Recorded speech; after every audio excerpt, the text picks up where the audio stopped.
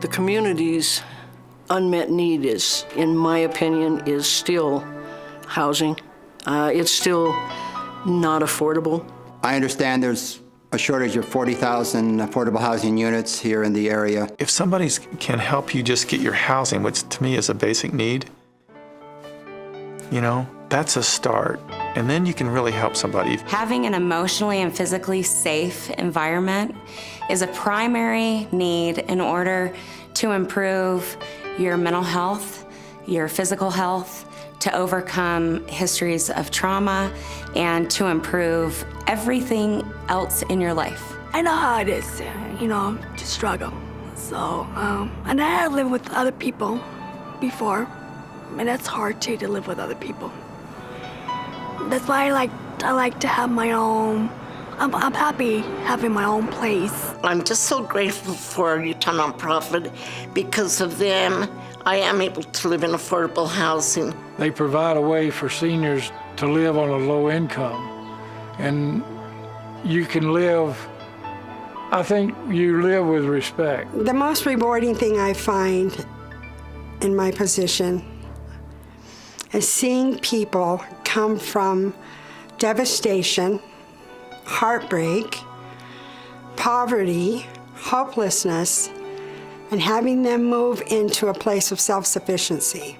The best thing and the most heartfelt gain with this job is knowing that you are giving people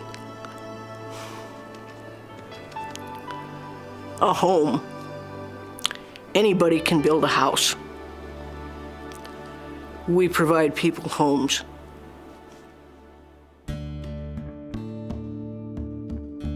I met the founders, Father Merrill and Carl, in the 90s, and there was something unique about both of them, because it was never about money, never about how much fees you can make on the developments. It was all about poor people and what can we do to change somebody's life? How can we make something better for somebody else? I believe, like they believed, that most people are kind, most people want to help out, most people are generous. And if you always look at it that way, it's easy to ask for things from the community, from churches, from the state, housing, trust fund, those things. It's easier to ask for because you're asking to help other people. When I started in December of 1996, we were a staff of 3. We had approximately about 500 units of rentals, but they were managed by other management agents. And from that, we have grown to a staff of approximately 120 and over 2,000 units at 48 different locations. Since our growth and in the new office, we have been able to provide more services. We now have space and equipment available for educational training for not only staff, but any residents, to provide more life skill training and just to, again, give their life more safety and security and better living. I think the future is great for Utah Nonprofit. We've established all the things that you need to establish to really make a nonprofit work long term. We talk about leadership on our board, and most of our individuals on our board are people that live at our properties. I go back to Father Merrill and Carl again.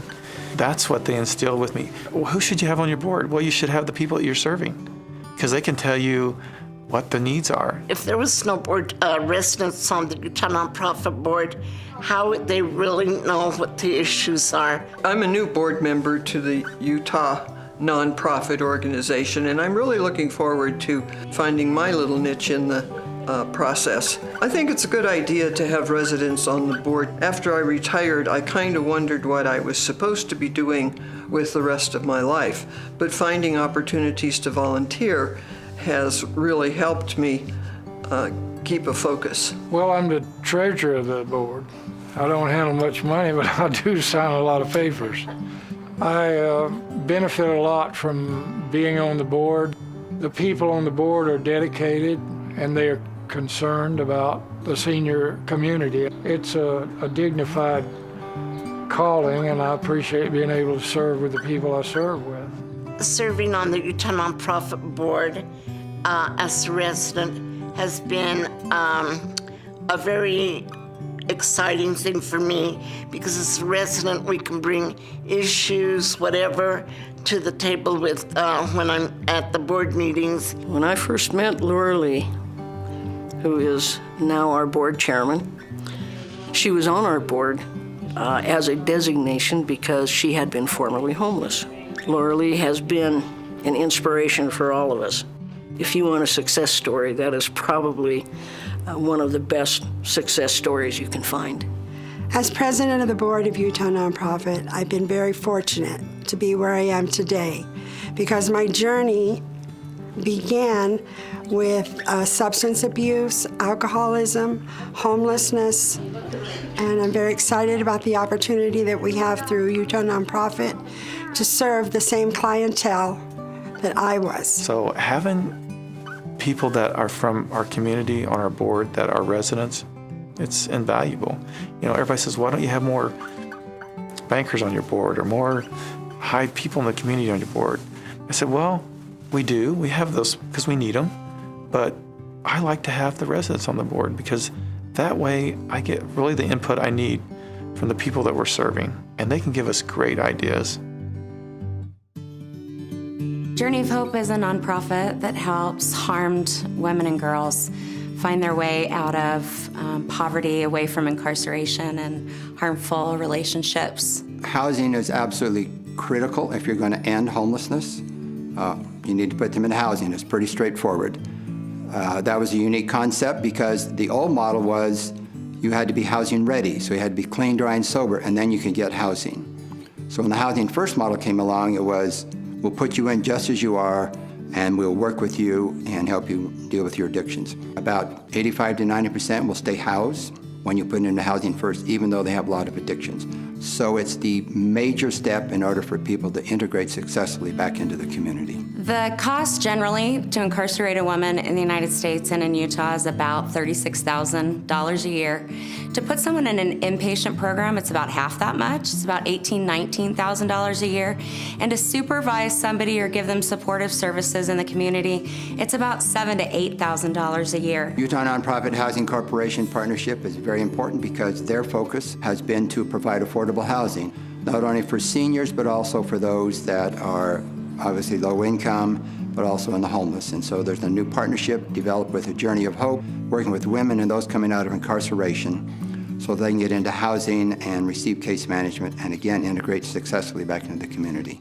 We are really excited about this partnership with Utah Nonprofit Housing Corporation to be in a building where we can be supportive to the women that live in this building. We know that this partnership is going to make a difference in the lives of women. Just to have this opportunity for them to be willing to work with our women and to have a safe place to live makes all the difference in the world. Every day's a good day if you're helping somebody.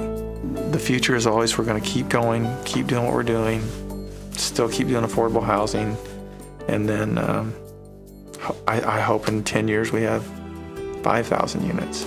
We have grown. We're larger. But the one thing that has always remained the same is the focus of the mission statement.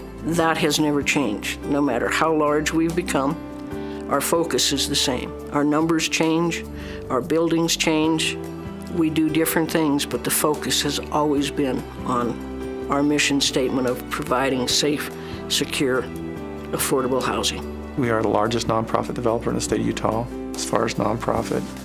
And I think we're just gonna keep doing what we're doing as long as we can do it, and hopefully we'll have all the support of, all the people that support us in the past. I think the reason that I'm not retired today is because the job is never done. There's always one more thing for one more person. And that's why I'm still working.